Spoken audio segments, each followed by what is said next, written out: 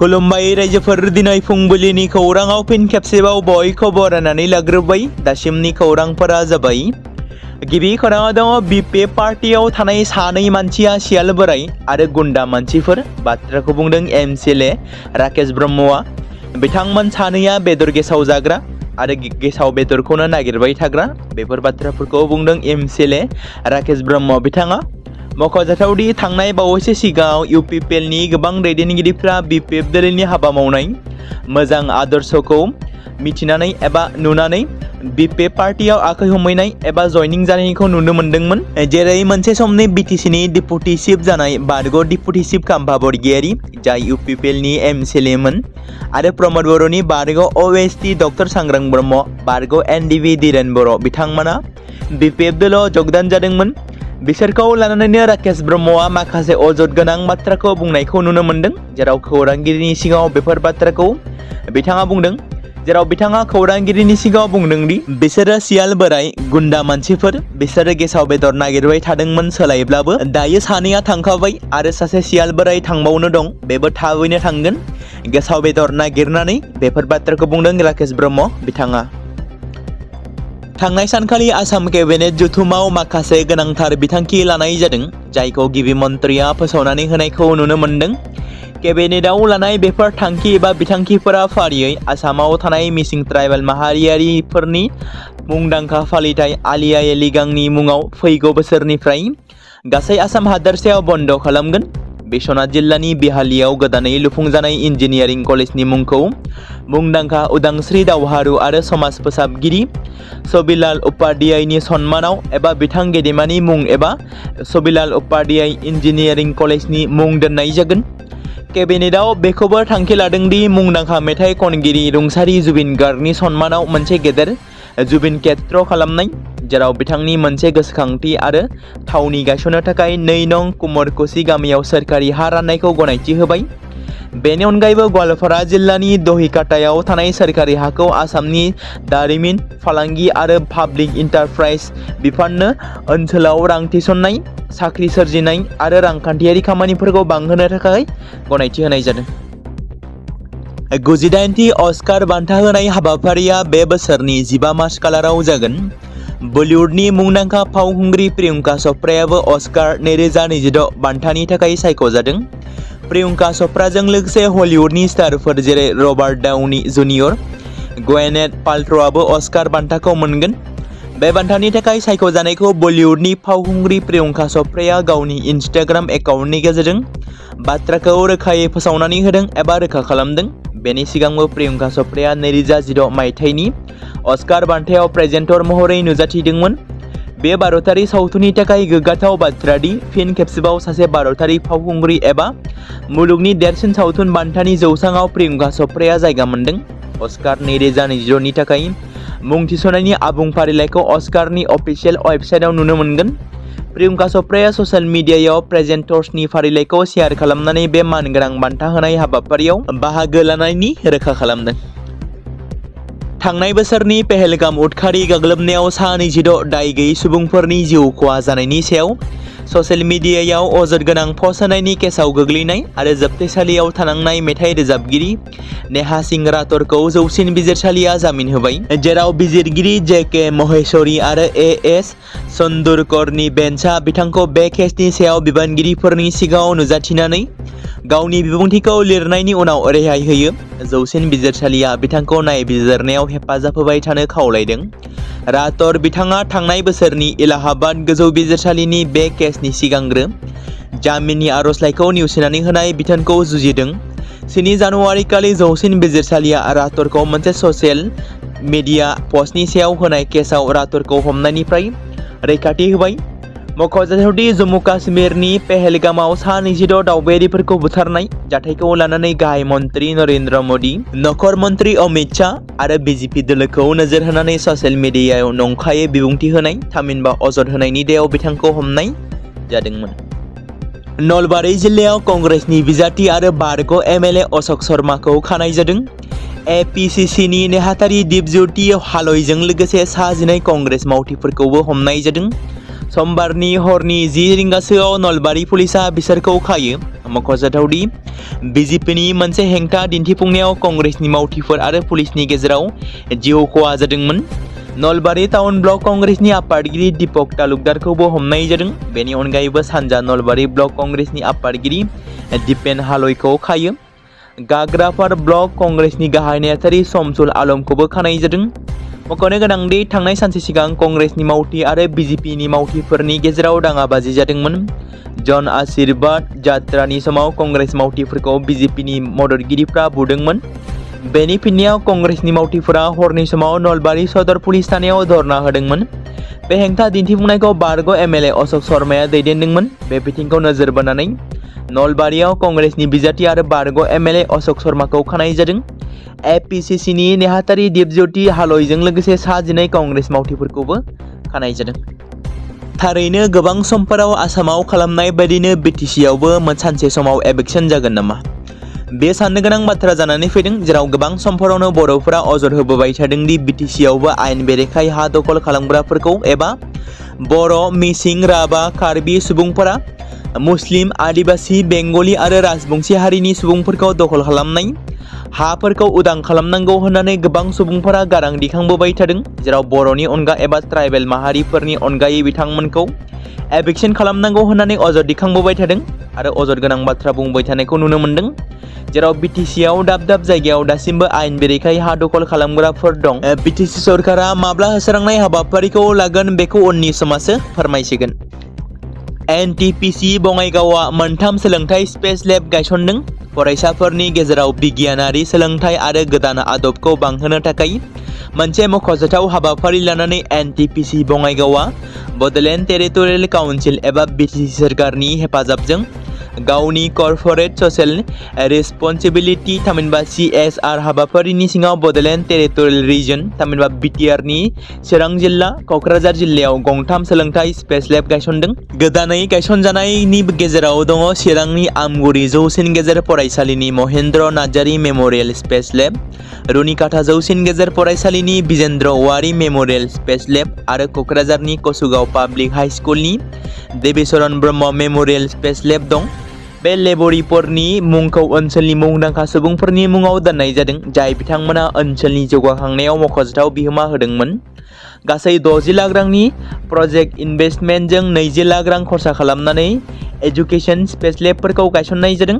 गासै प्रजेक्ट इनभेस्टमेन्टआव 60 लाख थांदों। बे लेबफोरखौ फरायसाफोरखौ अख्रांमा बिगियान, जोंलारि बिगियान आरो जाखांफुनाय बिरोंदामिनफोरनि सोमोन्दै मोगथाङारि रोंगौथि होनो थाखाय महर होनाय जादों। मोनफ्रोमबो सुबिदाया 30निबो बांसिन बिगियानारि सोलोंनाय आगजु आरो दिन्थिफुंनाय मडेलफोरजों टेलिस्कोप सिस्टेम, दिन्थिफुंनाय रकेट, सोलोंथायारि ड्रन, स्पेस सुट, सेटेलाइट इमेजिनारि लार्निं किट आरो गुबुन इन्टारेक्टिभ साइन्स मडेलारफोर दं। बे सुबिदाफोरनि थांखिया फरायसाफोरखौ आखाइजों सोलोंनाय, दिन्थिफुंनाय आरो आनजादफोरनि गेजेरजों जेथोगोनां बिगियानारि मोनदांथिफोरखौ बुजिनायाव मदद होनाय, जायजों लाइमोन सोलोंसाफोरनि गेजेराव जिंगासिनायखौ बांहोनाय आरो बिगियानारि आखुखौ गोख्रों खालामनाय जागोन। मोनफ्रोमबो लेब'रेटरियाव बोसोरफ्रोमबो 1000निबो बांसिन फरायसाफोरखौ मुलाम्फा होगोन होनना मिजिंथिनाय जादों, जाय बिथांमोनखौ बिगियान, बिरोंदामिन, इन्जिनियारिं आरो बिजिरसं बिथिङाव खाबु नागिरनो थुलुंगा होगोन। बेखेवनाय हाबाफारियाव बिटिसिनि मावफुं सोद्रोमा फारियै देरहासार बसुमतारी, रबिराम नार्जारि, एनटिपिसि बङाइगावनि उफ्रा general manager Amit Kumar Astana आरो गुबुन बिथांमोनाबो बाहागो लादोंमोन। हारिमु अनफावरि गोसो गुदुं मोसाखावरि बिथांमोननि थाखाय मोनसे मोजां खौरां।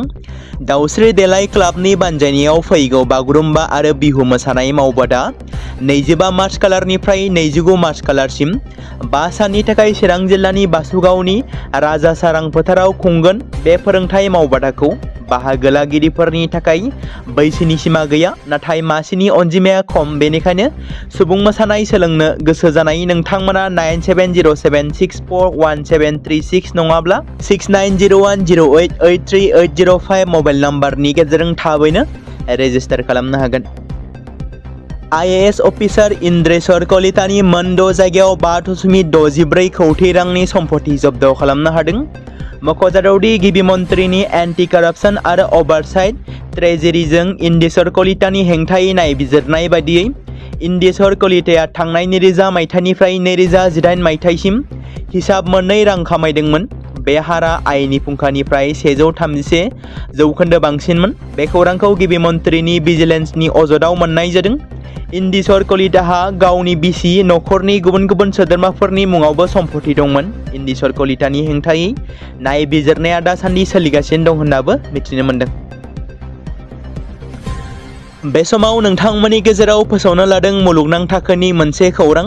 गेजेर सानजायाव सोलिबाय थानाय दावहाया मोनसे गिख्रंथाव महर लादों। सिगांनिफ्रायनो इजराइल, आमेरिका आरो इराननि गेजेराव जानाय दावहानि जाहोनाव गोबां रोजा रोजा सुबुंफोरा जिउ खोमानो गोनां जाबाय। रोजा रोजा सुबुंफोरा जोखोम जादों आरो बिल्डिं, देहा फाहामसालि बायदिफोराबो थेर-बेथेर खहा खालामबाय एबा खहा जाबाय। बेनि गेजेराव आमेरिकानि प्रेसिडेन्ट डनाल्ड ट्राम्पआ समबारखालि बुंनाय बायदिब्ला दावहाया जोबबाय। बेजों लोगोसे ट्राम्पआ इरानखौ हर्मुज स्ट्रेटआव हेंथा होनो नाङा होननानै हुमखि होयो, जेराव बिथांमोनखौ स्ट्रेट अफ हर्मुजनि गेजेरजों थाव रोगानायाव हेंथा होनो नाङा होनना खावलायदोंमोन।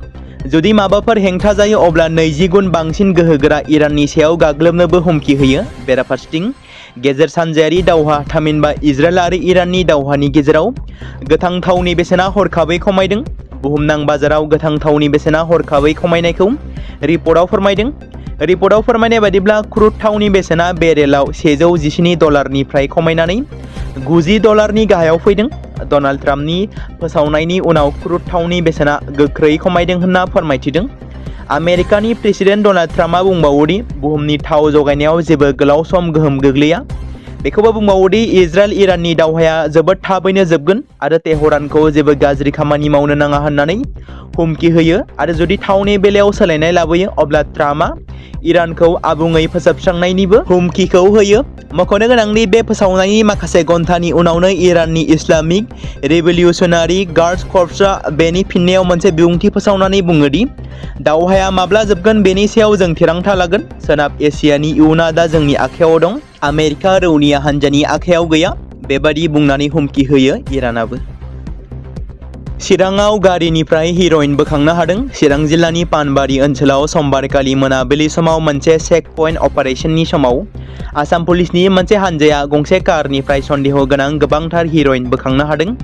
सन्देह गोनां फेग्रा मुवा दैथायनायनि सोमोन्दै थि खौरां मोननानै पुलिसआ पानबारि पुलिस थानानि सिङाव थानाय बेदलांकाइटि लामायाव सिग्रोमो। अपारेशननि समाव पार्टी लादाहारनि पानबारिथिं थांनाय AS01 GH7537 रेजिस्ट्रेशन नम्बरनि गंसे मारुति सुजुकी डिजायर गारिखौ हमनो हायो। गारिखौ नागिरनायाव पुलिसआ 110.88 ग्राम लिरथायनि सन्देह गोनां हिर'इन गोनां मोनसे मोनजि साबोननि कल्टा बोखांनो हायो आरो गारि ड्राइभारखौबो हमो। बे जाथायजों लोब्बा लाखिनानै गारि सालायगिरिखौ बङाइगाव जिल्लानि मानिकपुर पुलिस थानानि सिङाव थानाय सालमारा गामिनि थागिबि आलमुद्दिन 25 बोसोर बैसोनि होनना मिथिनो मोन्दों। थारैनो गेदेमा रन्जन दैमारि बिथाङा जोंनि गेजेराव, हारिनि गेजेराव, नखरनि गेजेराव माब्ला उदाङै थाफैनो मोनगोन एबा माब्ला उदां जागोन, माब्ला बिथाङा जेलनिफ्राय उदां जानानै फैगोन। मख'जाथावदि गेदेमा बिथांनि बावैसो CBI केसखौ लानानै सुप्रिम कर्टआव हियारिं जानो गोनांब्लाबो सम आरो खाबु मोनैनि थाखाय हियारिंआ मोगथां महर मोनासै। आसा खालामो थाबैनो NDBनि गायसनगिरि गेदेमा बिथाङा जोंनि गेजेराव उदां जानानै फैनो हायो। जों मिथिगौ थांनाय माखासे दान सिगांनिफ्रायनो बिथां गेदेमानि जानो गोनां हियारिंआ आबुं महर मोनफुंनो हायाखै, जेराव सुप्रिम कर्टआव सम आरो खाबु मोनैनि थाखाय जानो गोनां हियारिंआ मोगथां महर मोनफुङाखैमोन। आसा खालामो गेदेमा रन्जन दैमारिनि हियारिंआ फिन आरोबाव थाबैनो जाहाथे हियारिंनि खालारा फोसावजाफिनो एबा फोसावजायो आरो थाबैनो बिथांनि CBI केसआ बोखारजायो आरो जोंनि गेजेराव, हारिनि गेजेराव फैनो खाबु मोनो।